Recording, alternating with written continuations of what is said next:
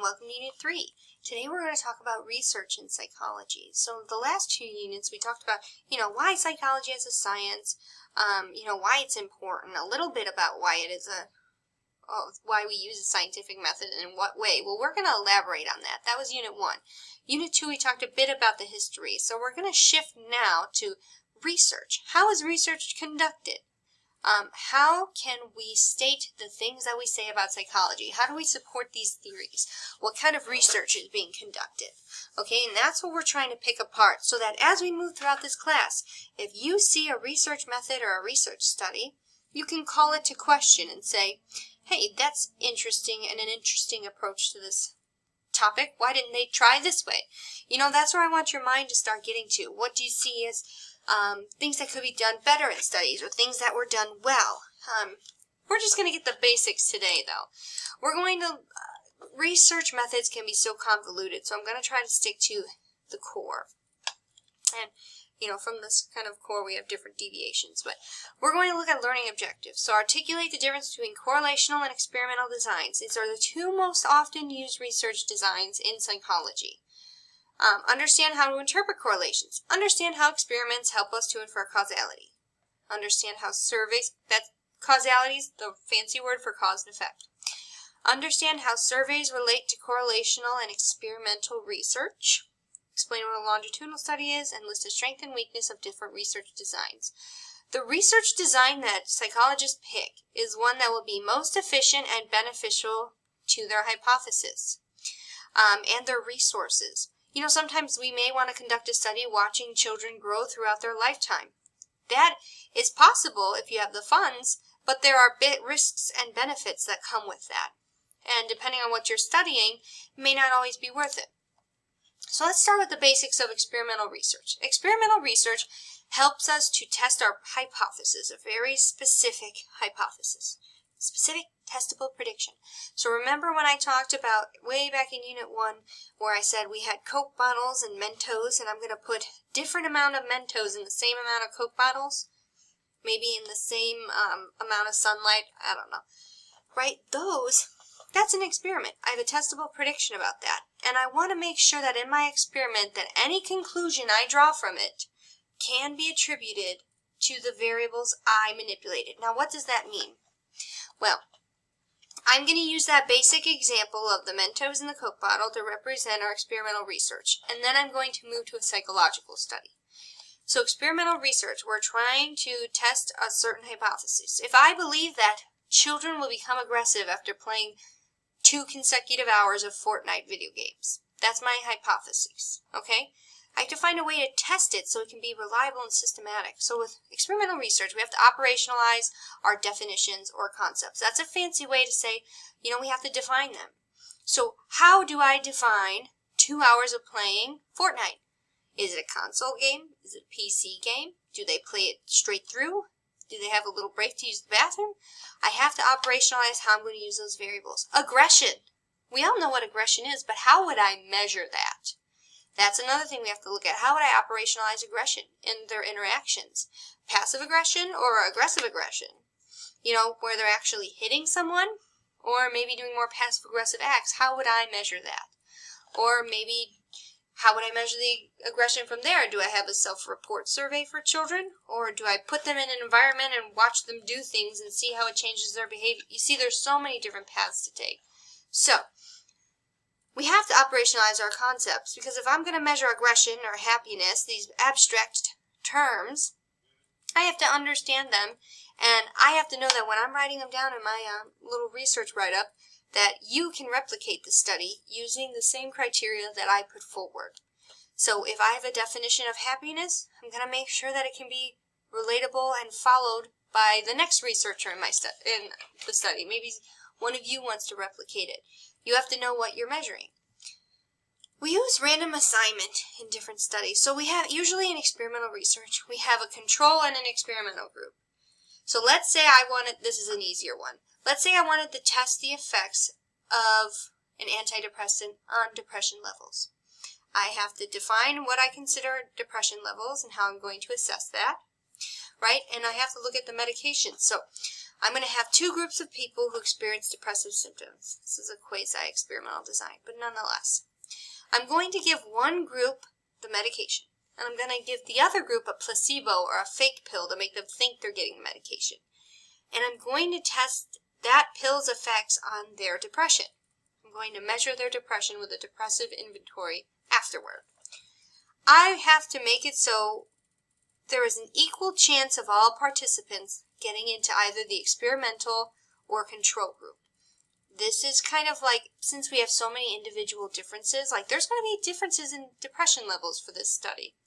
Since there's so many individual differences, including how receptive we are to taking psychotropic medications, we're going to randomly assign these people into either the experimental or control group. So then that way, we don't just put, all the more optimistic people in one group, give them the medicine and say, hey, look, our medicine is wonderful. That's bad research. That's bad research. We have to make sure that all those individual differences, like even their mood for the day, that can affect the results of your evaluation if you're evaluating someone on a really bad day. So you want to ameliorate those differences by dispersing them evenly amongst the groups. Then we have, this is a little easier to understand, independent and dependent variables.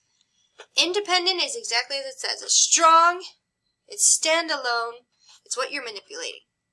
So in the subject of testing, in testing psychotropic medications and their effects on depression, the drug itself is going to be your independent variable, because that's what I'm manipulating in my study. That's what I want to see if it has any changes in the people.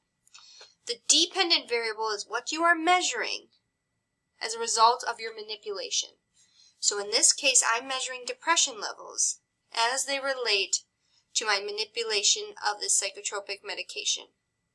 Now, if this is a little difficult to piece together, I've included a video on the next slide which gives you a really good concept behind independent and dependent variables. It's a little more simplistic, but it's awesome. It's a little dated, but it's a great video, so check it out. We have to avoid confounds. These are just anything that could affect our results that are outside of the study. So maybe if I'm testing depression medications, I don't want anyone to go to therapy throughout the course of their use of this medication. Because if some people are going to therapy and some are not, then I can't establish causality in saying this improvement in their depression levels was a result of medication when we have something like, oh, some people went to therapy, that could have made it better. Or maybe them combined could have made it better. We're trying to limit things that could influence our study. And that's how we establish the causality or cause and effect. Here we go.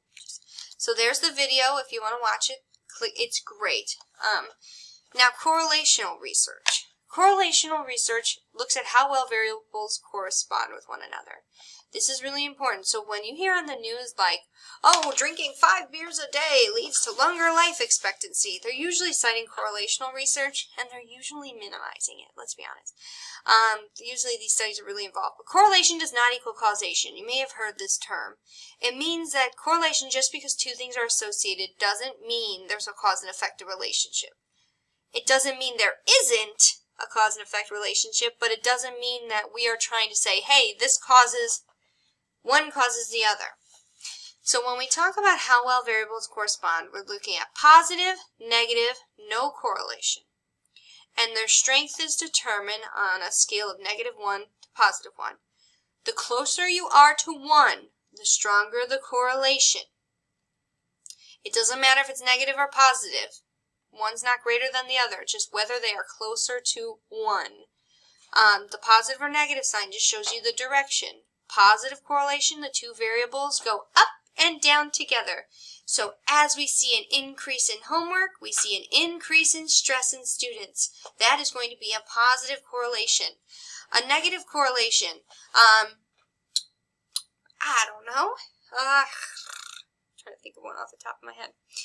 As I decrease the amount of homework, I will also decrease the amount of your stress. I could do it the same way, right?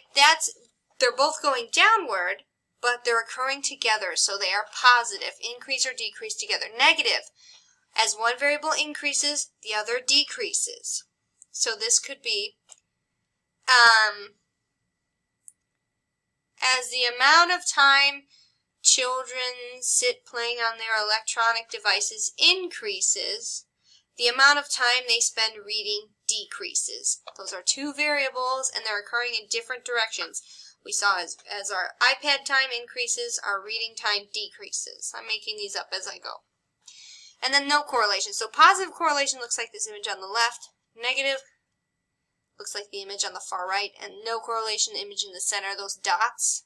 See these dots on these imaginary x and y axes? This is where the variables meet.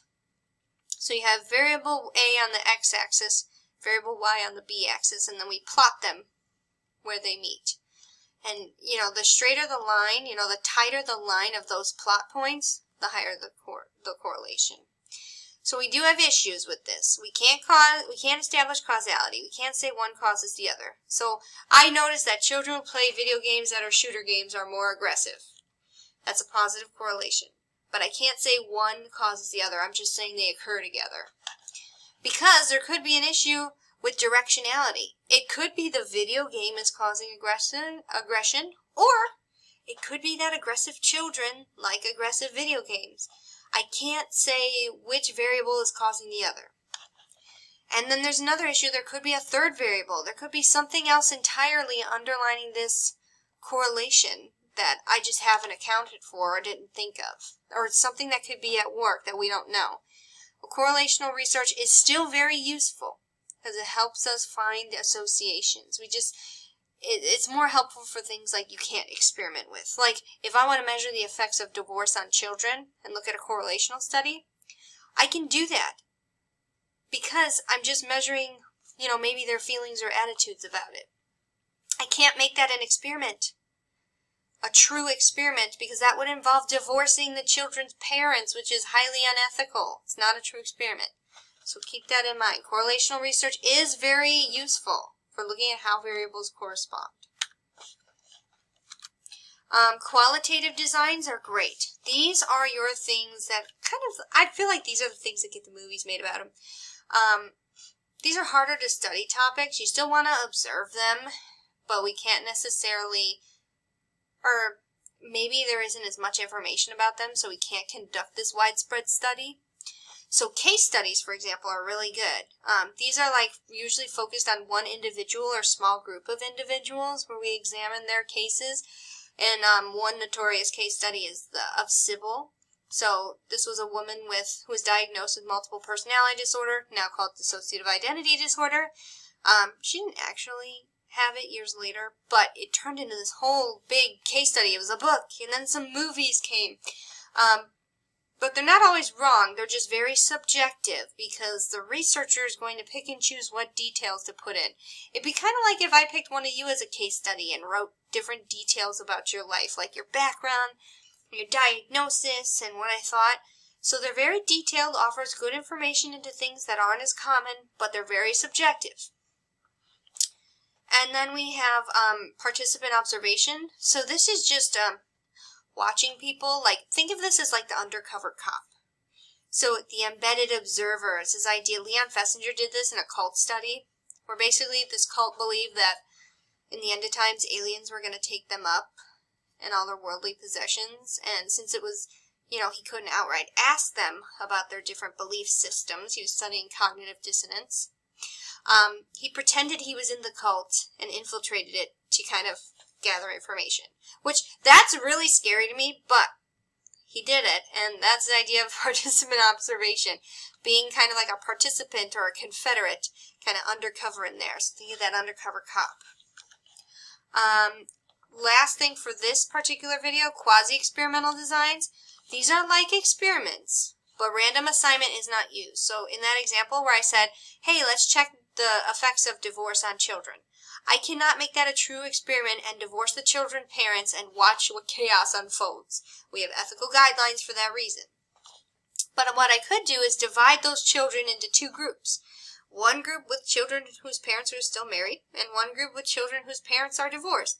And then I conduct whatever assessment I was thinking of doing. So it's similar to that experimental research, but random assignment is not used. I didn't randomly put those children in groups. I specifically assign them. But I'm still kind of using quasi-experimental designs. So it's hard to pinpoint causality with this one because you're not using that random assignment. You've put those groups in a certain way for a certain reason, so you can't establish that. It's easier. How do I say this? It's more likely you could kind of hint at causality, but you can't say it's causal. Like, it's a little more clear than a correlational study, but it's still not like 100% gold standard experimental study, true experiment in a lab. All right. Stay tuned for part 2, because that's a lot of rambling, a lot to digest. And let me know if you have any questions or comments or anything. I have resources in our supplementary resources folder, and I would be happy to answer any emails.